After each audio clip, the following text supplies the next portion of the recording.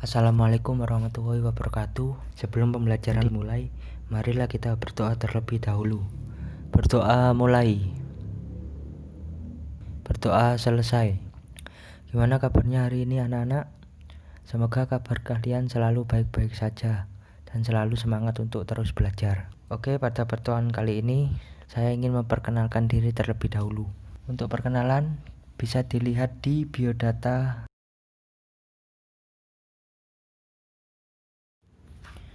Oke, pada pertemuan kali ini kita akan mempelajari bab 3 tentang tata cara pengurusan jenazah sesuai ajaran Islam. Dalam Islam, setiap yang bernyawa pasti akan merasakan sebuah kematian. Seperti dalil Quran surat Ali Imran ayat 185 yang berbunyi kullun nafsin dha'iqatul maut. Ketika kita melihat saudara muslim kita meninggal dunia, maka diwajibkan bagi kita sebagai sesama saudara muslim untuk merawat jenazahnya hingga sampai dikuburkan. Lantas sebagai seorang muslim, apa tindakan yang bisa kita lakukan ketika kita melihat seseorang yang baru meninggal? Yang pertama adalah pejamkanlah matanya dan mohonkan ampun kepada Allah atas dosa-dosa si jenazah.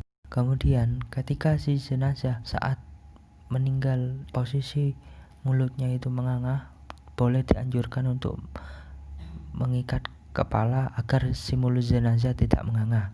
Yang kedua, tutuplah seluruh badan agar tidak kelihatan auratnya. Menutup seluruh badan jenazah ini boleh menggunakan kain agar orang lain tidak melihat aurat si jenazah. Yang ketiga, tempatkanlah di tempat yang aman dari jangkauan binatang. Yang keempat, meletakkan jenazah dengan posisi kedua tangan di atas dada. Nah, posisi kedua tangan di atas dada ini hampir sama seperti posisi tangan ketika kita sholat. Yang keempat, menyegerakan dalam pengurusan jenazah. Hukum perawatan jenazah bagi seorang muslim adalah fardu kifayah. Fardu kifayah di sini maksudnya adalah status hukum yang wajib dilakukan. Tetapi apabila ada seorang muslim yang sudah melakukan hukum tersebut, atau seperti contoh sudah melakukan perawatan jenazah, maka gugurlah hukum tersebut bagi muslim lainnya. Kemudian urutan perawatan jenazah di sini meliputi memandikan jenazah, mengkafani jenazah, mensolati jenazah, dan mengkuburkan jenazah. Dalam perawatan jenazah, yang pertama adalah memandikan jenazah. Di sini jenazah yang wajib dimandikan adalah jenazah orang Islam. Kemudian jenazah yang ditabati tubuhnya. Kemudian bukan kategori jenazah yang mana jenazah tersebut adalah jenazah yang mati syahid. Karena jika jenazah mati syahid, maka jenazah tersebut tidak wajib untuk dimandikan. Kemudian yang berhak memandikan jenazah adalah apabila jenazah tersebut laki-laki, maka yang berhak memandikan jenazah tersebut adalah dari golongan laki-laki. Dan begitu pula sebaliknya. Namun boleh dari golongan yang berbeda jenis apabila orang tersebut adalah mahramnya atau memiliki ikatan darah seperti saudara kandung, ayah, ibu, atau anak. Kemudian yang berhak memandikan jenazah itu orang Islam yang balik dan dianjurkan orang yang bisa menutupi aib si jenazah. Kemudian niat memandikan jenazah. Bagi jenazah laki-laki, niatnya adalah nawaitu husla adaan an hadal mayyiti lillahi ta'ala. Dan untuk jenazah perempuan, niat dalam memandikannya adalah nawaitu husla adaan an hadihil mayyitati lillahi ta'ala. Jadi perbedaan penyebutan lafaz untuk laki-laki dan perempuan terletak di kata mayyit dan mayyitati. Apabila mayyiti itu niat untuk jenazah laki-laki, dan apabila mayyitati itu niat untuk jenazah perempuan. Kemudian tata cara memandikan jenazah. Yang pertama, hendaknya jenazah ditempatkan di tempat yang tertutup. Maksudnya tempat yang tertutup di sini agar jenazah itu tidak tampak di tempat umum, yang mana fungsi tempat tertutup tersebut agar jenazah tidak begitu dipandang orang untuk meminimalisir terlihatnya aurat si jenazah. Kemudian yang kedua adalah jenazah diletakkan di tempat yang tinggi seperti di dipan, atau dalam bahasa Jawa adalah amben. Yang ketiga, jenazah dipakaikan basahan seperti kain. Nah, fungsi dari basahan ini ya itu tadi, untuk menutup aurat si jenazah. Yang keempat, membersihkan kotoran dan najis pada jenazah. Hendaknya menggunakan tangan kiri bagi yang memandikan dan dianjurkan memakai sarung tangan. Boleh memakai wangi-wangian seperti kapur dan daun bidara agar tidak terganggu bau kotoran dan najis dari jenazah. Apabila dalam memandikan jenazah, dianjurkan agar kotoran si jenazah bisa keluar secara bersih. Itu bisa dilakukan dengan menekan perut si jenazah dengan pelan-pelan agar kotoran bisa keluar secara keseluruhan. Yang kelima, membasuh seluruh badan si jenazah, dan hendaknya dalam memandikan diawali dari bagian badan sebelah kanan. Yang keenam, disunahkan membasuh dengan bilangan yang ganjil, boleh 3, 5, sampai 7 kali seperti dalil hadis riwayat Bukhari yang bisa dilihat di slide. Nah, apabila ada syarat orang yang memandikan jenazah tidak terpenuhi, atau karena ada suatu problem, atau bisa ada bagian tubuh si jenazah yang tidak terbasuh, maka cukup ditayamumi. Yang mana niat tayamum di sini untuk jenazah laki-laki adalah bisa dilihat di slide. Apabila perempuan itu belakangnya diganti mayyitati. Tata cara tayamum untuk jenazah. Yang pertama adalah menepuk kedua telapak tangan pada debu dengan niat yang sudah dibaca tadi. Kemudian mengusap wajah jenazah. Selanjutnya menepuk kedua tangan pada debu lagi yang digunakan untuk mengusap tangan jenazah, yang mana tangan kiri dari orang yang memandikan jenazah mengusap tangan kanan jenazah. Kemudian tangan kanan orang yang memandikan jenazah mengusap tangan kiri si jenazah. Menyucikan jenazah dengan cara tayamum ini bisa dilakukan pada jenazah yang pada masa sekarang ini lagi maraknya orang yang terpapar COVID kemudian meninggal. Kemudian mengkafani jenazah. Mengkafani jenazah di sini merupakan salah satu proses dalam perawatan jenazah, yang mana hal ini merupakan wajib dan fungsinya untuk menutup seluruh tubuh si jenazah agar auratnya tidak terlihat. Itu fungsi utamanya. Selain itu, hukumnya sunnah, seperti mengkafani jenazah dengan bagus dan rapi, itu hukumnya sunnah karena ada hadis yang bisa dilihat di slide.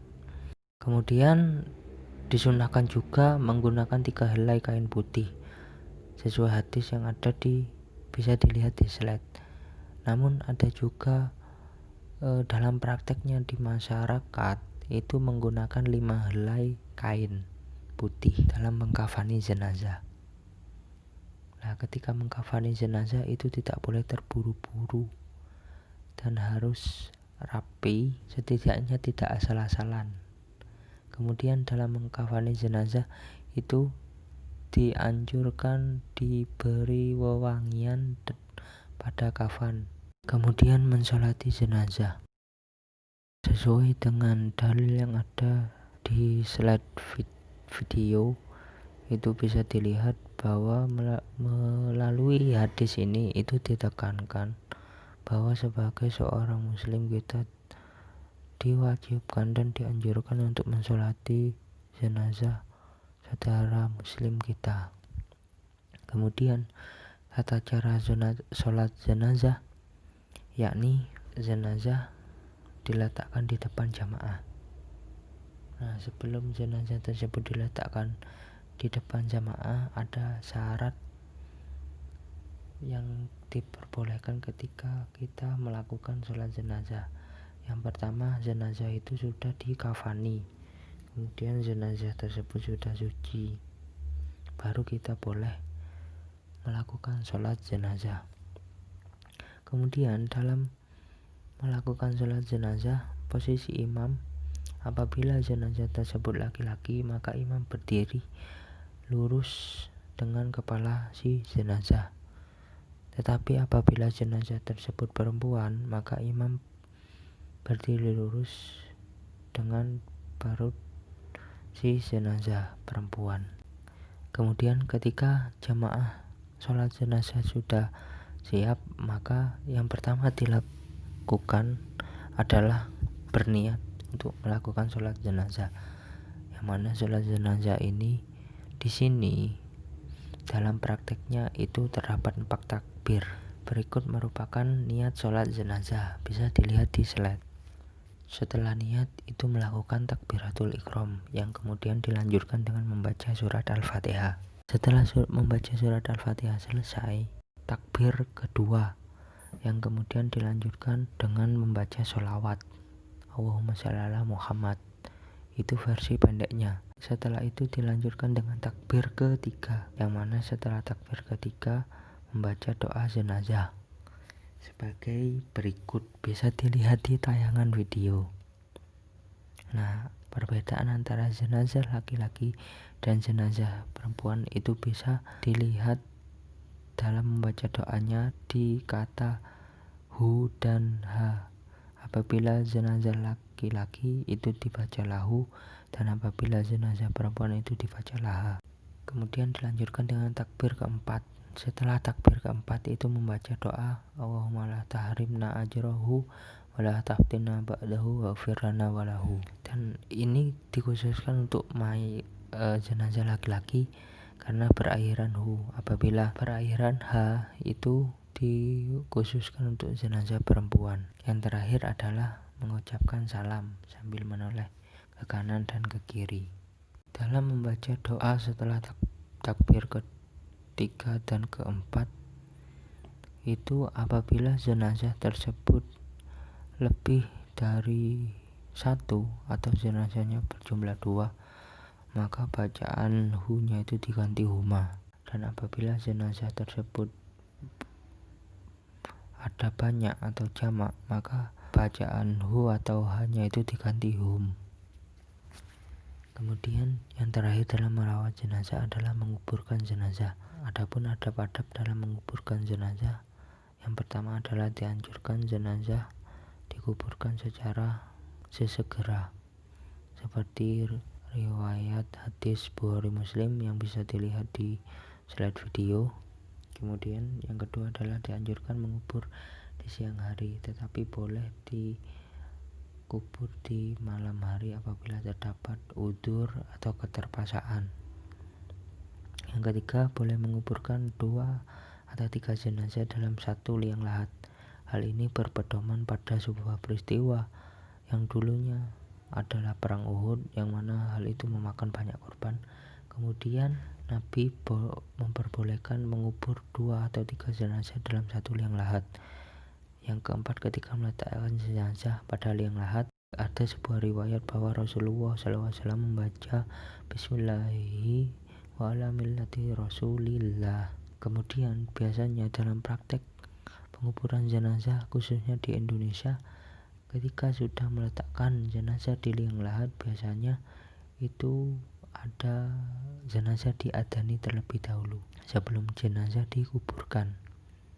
Kemudian setelah jenazah dikuburkan, hendaknya ahli waris bisa menjamin dan melunasi hutang-hutang si jenazah. Selain prosedur dan cara merawat jenazah seperti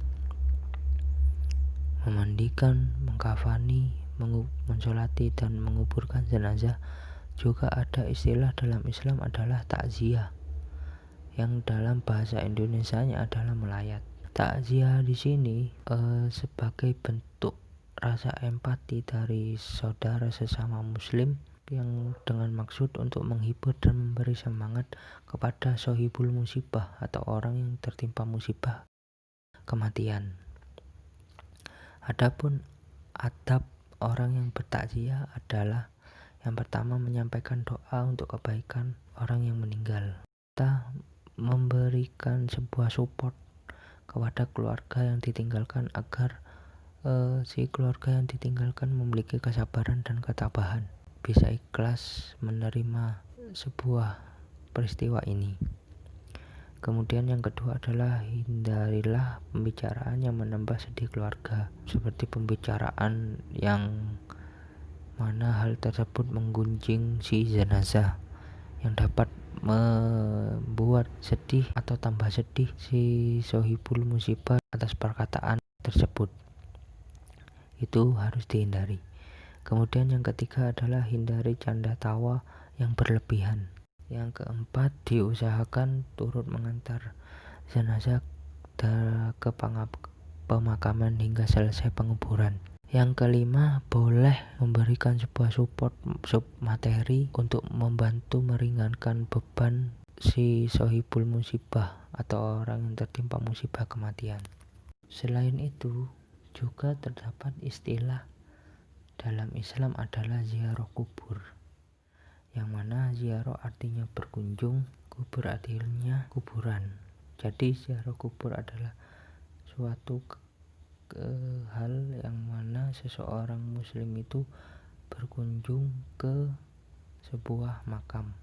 Adapun hikmah dibalik adanya ziarah kubur ini agar sebagai seorang muslim kita selalu mengingat sebuah kematian, sehingga kita bisa berintrospeksi diri dan bisa mempersiapkan diri untuk kehidupan akhirat. Kemudian yang kedua, bisa menumbuhkan sebuah sikap zuhud atau menjauhkan dari sifat keduniawian. Yang ketiga, mendoakan si mayat agar diampuni dosa-dosanya. Adapun adab ketika ziarah kubur adalah yang pertama, ikhlas, harus ikhlas karena Allah. Yang kedua, ketika ingin ziarah kubur hendaknya mengucapkan salam sebagaimana yang diajarkan oleh Rasulullah, yang mana salamnya berbunyi, Assalamualaikum ya ahlal kubur fa inna insyaallah bikum lahikun, yang artinya keselamatan semoga tetap bagimu wahai ahli kubur, dan insya Allah kami akan bertemu dengan kamu semua. Inti dari fungsi ziarah kubur ini sebenarnya semata-mata hanya sebagai pengingat kita bahwa kita kelak juga akan berada di alam kubur. Mungkin cukup itu dari saya. Apabila ada yang kurang paham, silakan bertanya melalui grup WA dan bisa didiskusikan di grup WA. Mungkin cukup itu materi hari ini. Apabila saya ada kesalahan atau kekurangan dalam menyampaikan, saya mohon maaf. Wassalamualaikum warahmatullahi wabarakatuh.